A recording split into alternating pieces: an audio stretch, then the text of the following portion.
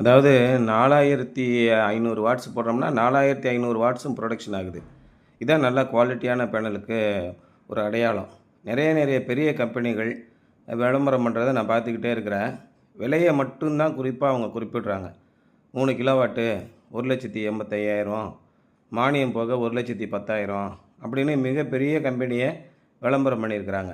சரி என்ன தான் குடுக்குறாங்க அப்படின்னு பார்த்தீங்கன்னா, பேனல் குவாலிட்டியில் காம்ப்ரமைஸ் பண்ணுறாங்க நம்பர் 1. டயர் 1 கிரேடு போட மாட்டேங்கிறாங்க. அப்போ விலைய குறைச்சிட்டாங்கன்னா, விலை ஒரு 2க்கும் நல்ல தரமான ஒரு பொருளுக்கும், கொஞ்சம் தரம் குறைஞ்ச பொருளுக்கும் உள்ள வித்தியாசம் என்னன்னு கேட்டிங்கன்னா, ஒரு 5000 இருக்கும். நம்ம வீட்டுக்கு மிக தரமான பொருளை போடுறதுக்கு ஒரு 5000 கூட கொடுக்க மாட்டோமா?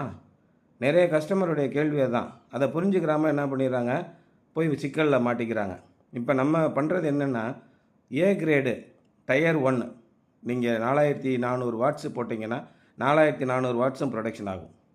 நல்ல வெயில் அடிக்கிற காலங்கள். ஒரு நாளில் வந்து 4.2 யூனிட்டு அப்படின்னா 4.5லேருந்து 5 யூனிட் ப்ரொடக்ஷன் ஆகுது.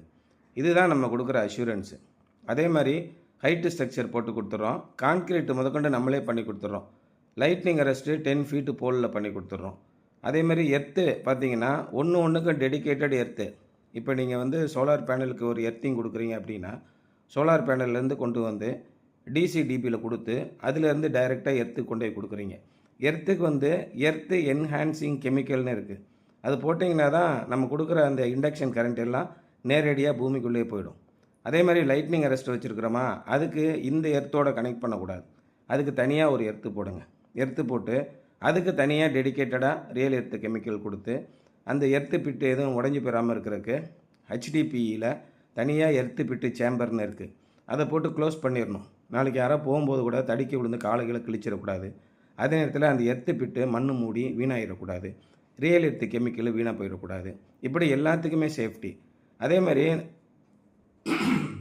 வயரிங் கொடுக்குறீங்களா, வயரிங் வந்து டிசி கேபிள் ஃபுல்லாக MC4 கனெக்டர் கொடுத்து க்ளோஸ் பண்ணி லைனில் கடித்து எந்த இடத்துலையும் லீக் ஆகாமல் பக்காவாக கொடுக்கணும். ஏசி கேபிளும் அது மாதிரி நீட்டாக பண்ணி கொடுத்துடணும். ஏசி கேபிளிங் கொடுக்கும்போது பில்டிங்கில் ப்ராப்பராக எர்த்திங் இருக்கா, எந்த விதமான லீக்கேஜ் கரண்ட் இருக்கா, எல்லாத்தையுமே நீங்கள் செக் பண்ணி பார்த்துருங்க. அதேமாதிரி ஐசோலேட்டர் ப்ரொடெக்ஷன் தனியாக நீங்கள் வந்து ஆன்கிரிட் இன்வெர்ட்டருக்குனே பில்டிங்கில் இருக்கிற ஐசோலேட்டர் இல்லாமல் டெடிக்கேட்டடாக ஒரு ஐசோலேட்டர் கொடுங்க. ஒரு இன்ஸ்டாலேஷன் பண்ணும்போது ஹையஸ்ட் குவாலிட்டி மெட்டீரியல் கொடுக்கணும். இன்ஸ்டாலேஷன் பர்ஃபெக்டாக பண்ணணும். அப்போ தான் லைஃப் லாங்காக இருக்கும். இப்போ நம்ம கொடுக்குற இன்வெர்ட்டருக்கு பார்த்தீங்கன்னா 10 வருஷம் ரீப்ளேஸ்மெண்ட் வாரண்ட்டி கொடுத்துட்றாங்க. நிறைய இன்வெர்ட்டர் கம்பெனிக்காரங்க விலை கம்மியாக கொடுக்குறாங்க. 5 வருஷம் வேரண்ட்டி, 6 வருஷம் வேரண்ட்டி, இந்த மாதிரி.